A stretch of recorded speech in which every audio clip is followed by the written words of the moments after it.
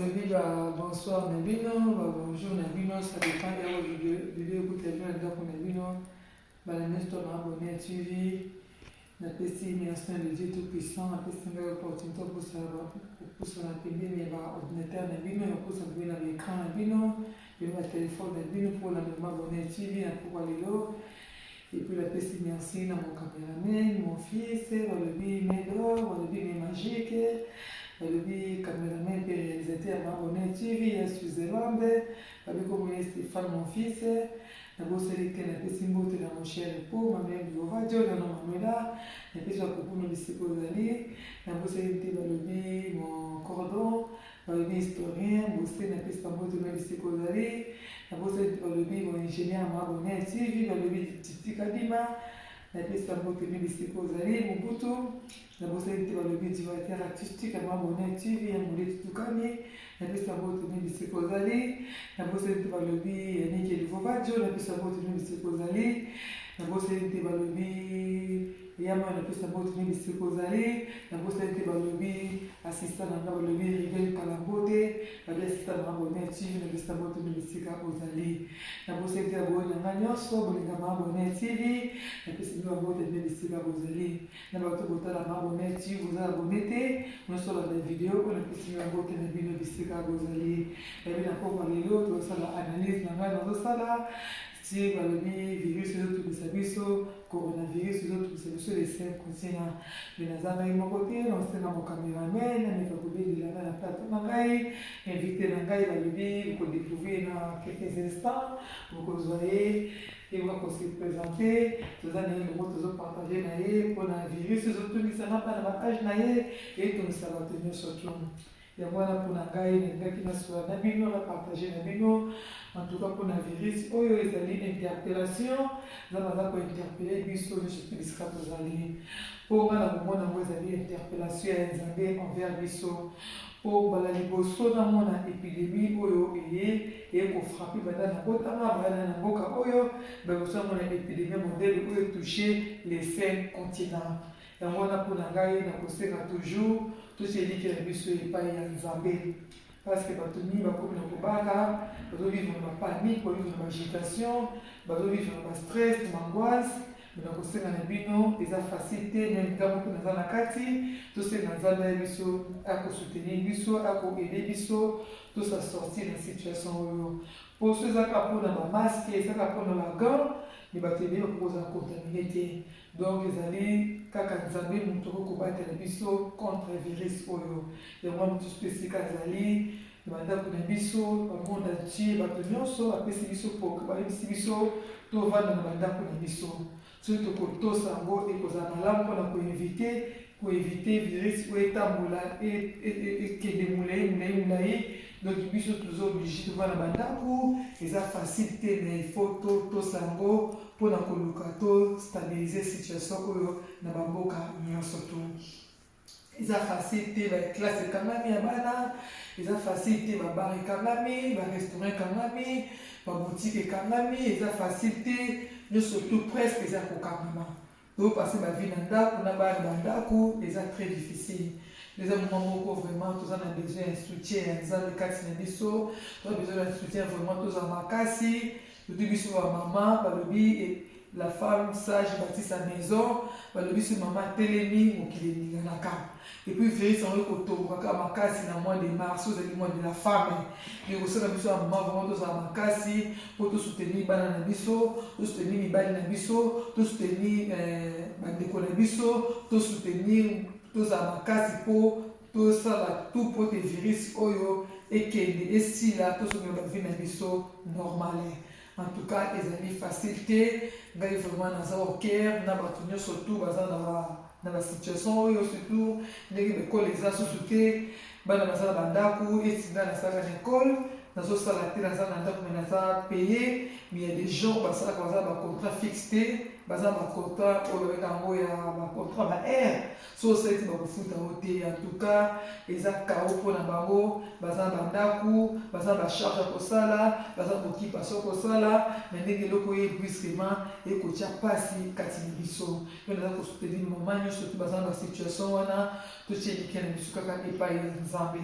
Yo mpe na bamisusu te fo akende mosala me aza moto akotikele mwana te. Mosusu omona aza coincé, basusu baza bafemme seule, basusu baza bamarie, mobali azosala ye mpe azosala, bana baservive na ndako ekole eza te. Osala ndenge mpona mwana akomi désespéré. Biso emisala baafricain ntango toza na difficulté obengi motu songo parla ya koyede ngai mais virus ezosenga motu na motu avanda esika na ye. Baza koempêche circulation, baza koempêche bato batambola, donc etie bato na bakao moko akosalana te. Yango ezosenga biso vraiment tozala na kimia kati na biso, tozala makasi, totie elike na biso epai Nzambe enfin tozala sorti na virus oyo. Yango wana bamisusu mpe lokola batika bana mwana bacrèche, bamisusu bana bake classe yaki mosala, donc sunga biso makasi na poto apoto okende misala na biso na kimia esalaki bacrèche mpe ekangi bamama du jour baosala susu te, bemesi te baosala susu te, eza vraiment kao makasi vraiment.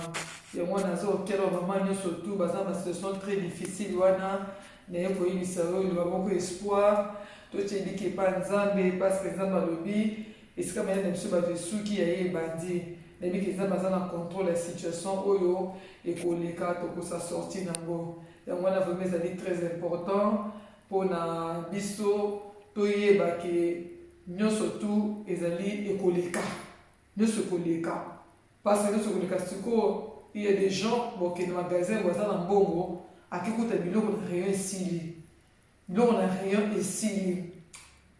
Biso na Suisse awa nazokomi na situation na teke okende magasin biloko esili te biloko ezali, mais na mboka mosusu ezaki moto ake na rayon biloko olia ezali ekomi vide ekomi kao, mais aza na mbongo mwasomba biloko eza te.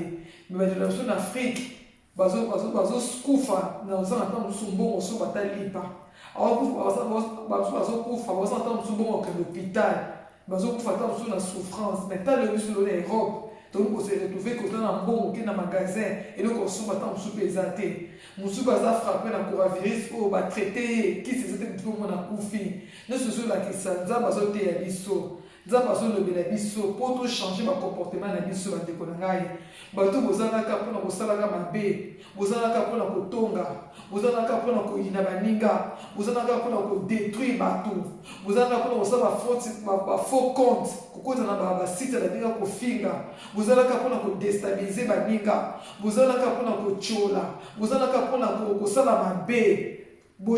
Tochange biso nyonso tu, totika epidémie oyo interpellé biso, toluka Nzambe solo, tochange mitema na biso. Bato toza wana moto asali obolamu olopesa ye merci bandi kotiele minduki bandi kobundisa ye. Bato bozala kaka motu apesi olipa ozongiseli ye kasa, ozongiseli biloko na kasa ye apesi olipa na plateau yo na reto yo kopesa kasa na mabele. Tochange babiloko wana. Bato bozalaka mpona kobebisa baréputation bato, bozalaka mpona kojijaka baninga, bozalaka mpona kozwa réseaux sociaux place mpo bacompte rendi, bozalaka mpona kodétruire baninga. En tout cas totika te, tochange babitidi wana. Makambo ya coronavirus eye interpellé mutu na mutu asonga na conscience na ye. Tant mosusu yo na ndako na yo ekoti te, tant mosusu yo na famille na yo ekoti te, mais il y a des gens oyo bazosouffrir nango. Bota maladi mobimba soki ezwi mutu fo batia 14 jours isolé na moto akoki komona yo te. 14 jours isolé moto akoki komona yo te. Siko so oza na bana bakomona yo te, mobali akomona yo te, omona famille na yo te, okovanda wana isolé plus ou moins 40 jours isolé. Eza pasi na oyo baza kosouffrir nango. Mingi bakufeli bandeko kaka na épidémie oyo. Mingi baza wana bakomi ezwi ndako mobimba, bakomi déstabilisé. Mais tant mosusu Nzambe asali yo ngolu ekoti na ndako na yo te, yebaki problème ezali. Toyebaki problème ezali, problème oyo eza kotouche biso nyonso. Na baprière na biso toluka Nzambe aya biso akosoutenir biso pour te virer ceux qui de musika pour te bandeko na biso bazali frappe nango bazala guéri nango nazalaki touché lelo na moi na Facebook bana mike baage ba 12 ans 13 ans boye baleli babetu bazoka korespirer te baza frappé na virus oyo bana wana baza innocent babeli omoko te ntango mosusu yo ozala mosala osalaka na telefone na yo kotongaka bato yo mosala osalaka wana kodétruire bavie ya bato mais nzambe basali yo ngolu virus ezwi yo te mais bana wana bainnocent babeli eloko moko te bakutani na virus oyo botala basi baza na bazeli fo bake kobota azobanga te okende hôpital aza déjà na stress kati na ye aza koimagine ke na hôpital ya tour aokende na beta wana bano bazobotama mikolo bazobotama na kati épidémie oyo boyebaka eza vraiment très dangereux situation oyo yango bato bosalaka mabe totika kosala mabe tochange mitema na biso parce que Jésus revient bientôt soki tokochange mitema na biso te kozala pasi parce que virus oyo ezotika ekolo te ezotika motu te eza eloko moko oyeba lisuka te bafrontière ekangami bomona avanda na Suisse awa aza na motu te aza ye moko te ona azala na France sikoyo mosusu aza frappe na virus oyo moya kotala eza te parce que babloke dila mosusu avanda na mboka mosongolo pakala partout bakangi bato bakomi isolé ezosenga interpellation ya motu na motu toluka nzambe ya solo bato bosalaka mabe totika kosala mabe tolima kati na distraction toluka nzambe kati na profondeur na mitema na biso mpona bandeko na biso nyonso baza touche nango yango message ngai na passe yango wana bato nyonso oyo baza touche na maladi oyo ezala na les 5 continents nyonso en général tozala na bango oker tosoutenir bango bamédecin na biso nyonso aya Suisse na avanda na Suisse bamédecin nyonso tu ya France ya partout ya monde entier les 5 continents oyo bapesi vie na bango baza kokourir barisque bainfirmière baaide-soignante bato basaka banettoyage na hôpital nyonso batravaka na hôpital baza wana bafile bango eza na danger en tout cas tozala mpona kosoutenir bango baza bahéros mpasi batie bavie na bango ya danger yo tala mosusu bango bima nazwa coronavirus te na maske na ye aza na kati nango azoviva kati nango eza facile te bandeko na ngai bamosusu baza wana loko asaka na hôpital yango na famille te mpo kokontamine bango baeza isole na famille na bango yango biso tozala mpona kosoutenir bango na bamessage na biso to babango ke tokosa sortir tobiki un jour monde kozonga nde ezalaki auparavant nayebi ke Suisse ezonga ndenge ozalaki auparavant nayebi ke France ezonga ndenge ozalaki auparavant Italie partout Autriche Belge Londres monde entier Allemagne partout bamboka nyonso oyo coronavirus ekoti Canada États-Unis Congo Angola partout esika nyonso to eza koleka basénégal esika nyonso eza koleka na esika ekoti te nzambe aza na contrôle ya motu na motu yango wana tozala makasi mpona virus oyo toyebi ke virus ekoleka nayebi ke koleka virus ekoleka nde tosolaki na Kinshasa makambo babi Yves Malo alisika mwa bonheur ekoleka toyebi ke biso epai ya nzambe yango wana lobi nazali kopesa maloba na invité na ngai oyo na invitaki na pokwa lelo balobi la fille ya mama ça va se présenter Buonasera. Buongiorno, mi chiamo Claudia, vivo a Locarno e sono qui per parlare del coronavirus. E poi guardare con la televisione, perché con la video puoi dire buonasera, buongiorno, perché altre persone sono la mattina, altre persone la sera e saluta tutti avanti alla camera. Ciao, mi chiamo Claudia. Vivo a Locarno e sono qui per parlare del coronavirus. Ecco, e cosa tu pensi del coronavirus? Pian piano se ne andrà via. Amen. E Claudia, quanti anni scusa? 7. A 7 anni? Ecco. E lo sai che tanti bambini oggi abbiamo visto su Facebook tanti bambini sono all'ospedale che muoiono, soffrono per coronavirus. Forse uno può guardare questo video, cosa puoi dire a loro? Perché in Francia, in Svizzera, a Germania, in America, tutte le parti c'è questa malattia. I bambini che ti seguono come te, cosa puoi dire a loro che soffrono questa malattia? Che mi spiace molto per loro, ma non si devono preoccupare tanto perché che dovranno infermieri e li potranno guarire subito. Ecco, grazie. E cosa dire ai genitori e alle mamme che i loro bambini soffrono? E i genitori che c'è questa situazione a casa loro, i loro bambini sono toccati con questa malattia, cosa puoi dire a questi genitori? Di non preoccuparsi troppo perché i loro figli guariranno presto. Ecco, grazie. E un'altra cosa, scusa per disturbare, cosa tu puoi dire a tutte le persone che soffrono di coronavirus, a tutte le persone che c'è questa malattia? Tu cosa consigli puoi dare a loro? Cosa che tu puoi dire a loro? Che veramente a me mi dispiace molto che siano in ospedale, ma potranno guarire molto presto e si sentiranno pian piano molto bene. Ok, grazie.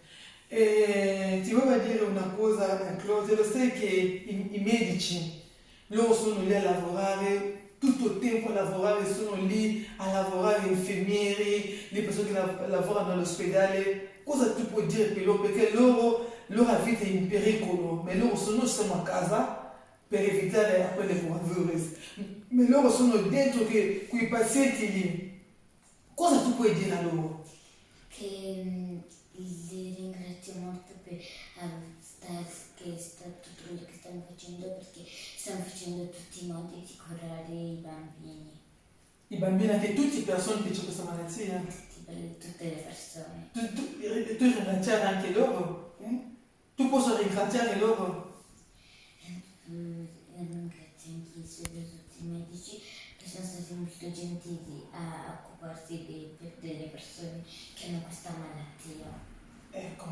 E allora adesso non c'è più la scuola, che siamo a casa e nessuno esce. E cosa dire per la Svizzera? Non ce la faccio a uscire da questo problema, che dobbiamo essere una Svizzera unita, che ce la faccio a uscire da questa epidemia. Cosa puoi dire a tutta la Svizzera? Di stare molto attenti e non di andare in un posto dove ci potrebbe essere il coronavirus. E siamo anche uniti, cosa dire?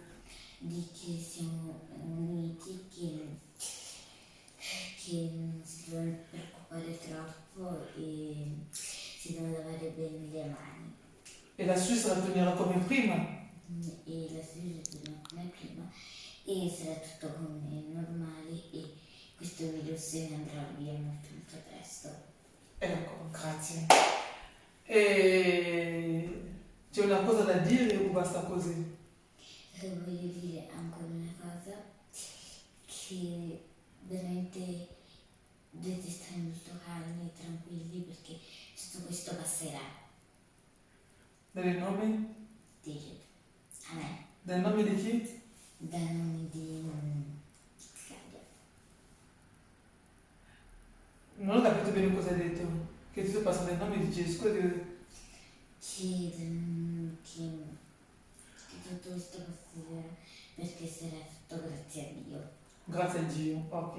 Tu hai parlato al tuo nome, Claudia, che hai detto questo messaggio a loro. Ecco, il tuo messaggio è passato. Io ti ringrazio, la mia bella bambina, che tu eri la mia invito speciale stasera e di parlare a Mamma TV. E se tu puoi salutare tutte le persone che seguono Mamma TV, e a te la parola. E comunque dovete seguire Mamma TV perché è una persona molto brava e io ti voglio e la voglio molto bene. E niente, iscrivetevi al canale e ci ciao. Ok, wale ezalaki mwana apesi point de vue na ye mpona coronavirus azalaki kosoutenir bano baza touche nango epo apesi message nini na bainfirmiere bamédecin apesi conseil tosukola maboko tozala libanda mingi te epo alobi mpona Suisse ke la Suisse ekozonga nde ezalaki liboso toza toujours Suisse oyo ezali uni aza kokroate makambo ezonga nde ezalaki auparavant wana ezali message ya Claudia oyo apesi mpona coronavirus oyo nga na interpreteur na lingala parce que tozali na Suisse italienne yango wana Claudia asilisi koloba mpe apesi point de vue na ye asali badéclaration na ye selon point de vue na ye mpona coronavirus oyo dans le but que tozala toujours na confiance ekoleka et pour encourager bana ya age na ye baza kosouffrir nango bakosa sortir nango yango mpenga na profite na longola dinesi na nga vraiment nazali au cœur na bato nyonso oyo bazali touché na coronavirus oyo bafamille nyonso eza na situation oyo baza touché nango kobanda na Suisse ou balobi la charité de nous donner ça commence par soi-même et ben non na Suisse esika na vandaka na canton ya Tessin et ben non na Suisse mobimba et ben na Italie na France partout dans le monde entier bisika coronavirus ezali kosala mosala nango bato bazali touché na hôpital basoins intensifs basali de réanimation bato bazali kosouffrir nango bato nyonso naza na bino oker na ngai elongo na bapriere na ngai nazobosana bino te ozala toujours makati oza na espoir na nzambe koleka et puis ma famille na bino ba proche na bino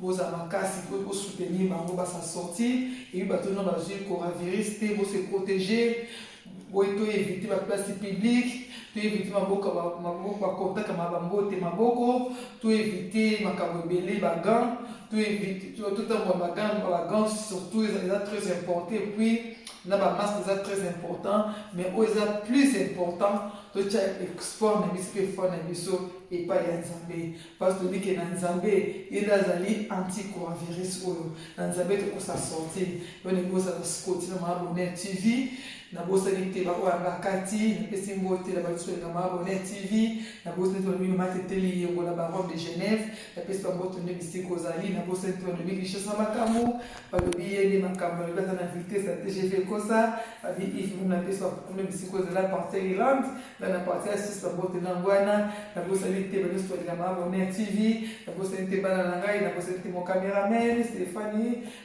mon caméraman Nedor magique la bosa lite ba lobi Mila, Priscilla, Claudia, Roche, vous êtes abonné à mon côté. Nous vous invitons le bi, mon cher époux, nous sommes là pour nous biscuiter. Nous vous invitons qui sont abonnés TV Mobimba, nous vous invitons tout le monde abonné TV. Nous vous invitons le bi, le directeur artistique Nangaya Modi Tutukani, nous vous invitons le bi, Mosé, historien, nous vous invitons Sika Djomogutu, nous vous invitons le bi, Nick Luvovadio, nous vous invitons le bi Amayo, nous vous invitons Régel Kalambote.